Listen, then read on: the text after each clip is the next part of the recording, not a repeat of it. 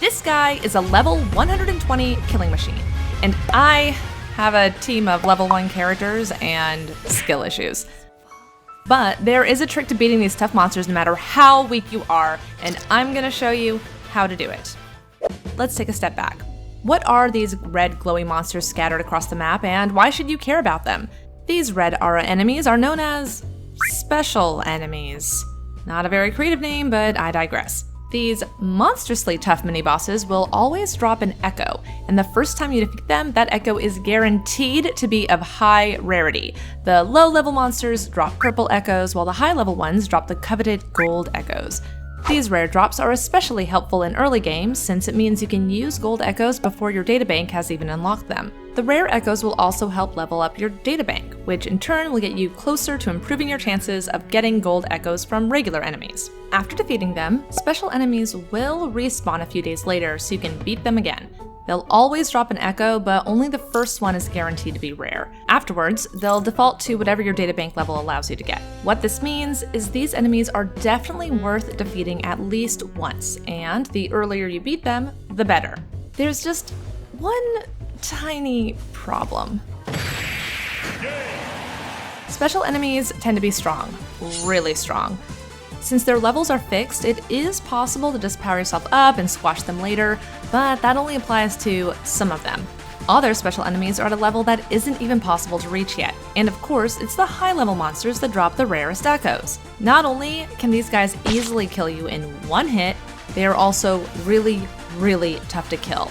Even with my best characters, my strongest attacks barely leave a scratch. But don't worry, like I said before, there is a secret trick, or 3, that will help you chunk through their massive health pools. To prove it, I'm going to go up against one of these special enemies with the weakest team that I have. That happens to be Donjin, Sanhua, and Baizhu at level 1 with the worst weapons and no echoes. I'm not saying these characters are bad, but right now they have 0 investment, and I'm also the one controlling them, so I'm so sorry for what I'm about to put you through, Donjin. As you can see here, I'm not even hitting double digits with my basic attack. But that's fine because I have trick number 1, the dodge attack. As the name implies, you can perform it by doing a perfect dodge and immediately following it with a basic attack. This follow-up attack has a massive damage bonus, and for special enemies, this easily outperforms any other damage you can dish out in the early game. Not even Resonance Liberation can compare. It's also really satisfying to pull off. The fast attack coming after a time-slowing dodge has that extra oomph. This game doesn't explain these too well, but thankfully they're not super difficult to perform. Just make sure to time the dodge correctly, otherwise... Light is fading.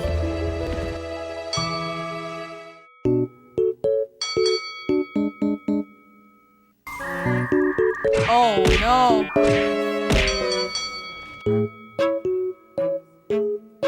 If your timing isn't very good, there is a second trick, intro skills. Swapping characters when their intro skill is ready will also do massive damage to special enemies, and you don't even need to dodge to pull it off. And if your timing is good, throw in some counterattacks. Just attack the enemy at the right time to deal big damage and throw them off balance. Using dodge attacks, intro skills, and counterattacks will bring high-level enemies to their knees in no time. But like I said, I have skill issues, so I don't bother with the counterattacks. I just dodge and pray.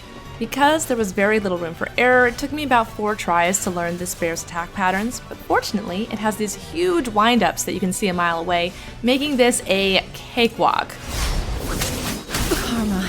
Oh my god, I had 1 hit point left. 1 hit point left. 1 hit point left. If you have a team of 3, you can afford to get hit 2 times without wiping, and a few more if you have some revival inhalers. This gives you a little more wiggle room if you slip up and miss a dodge. Just remember, they have a long cooldown, so yeah, try not to die before the next one refreshes. If you do wipe, don't worry, there are no major consequences for the team dying. You'll revive at the nearest resonance beacon so you can try again. And again. Uh-oh, uh-oh, uh-oh, uh-oh! Uh-oh! And again. I should also mention that if you lead the monsters too far away from their territory, they will regain all their health and return back to their original spot. So try not to drag them off too far.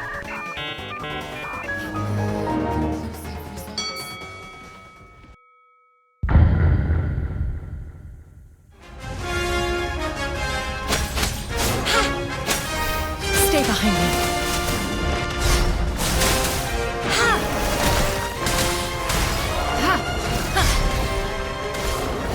Guide my blade.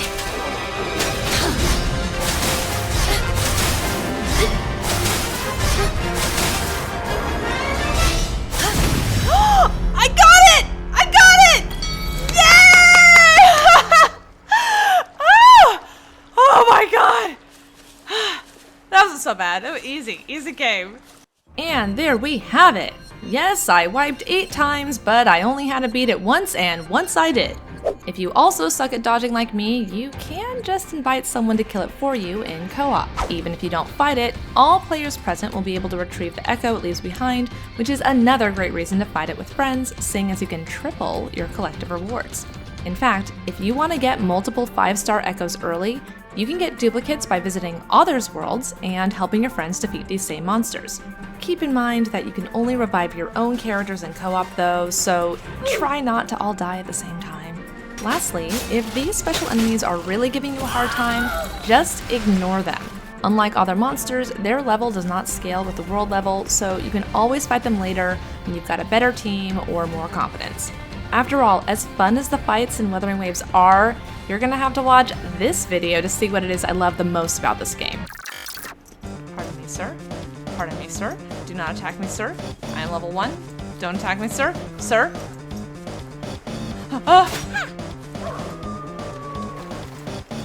The wolves are after me now. No, leave me alone.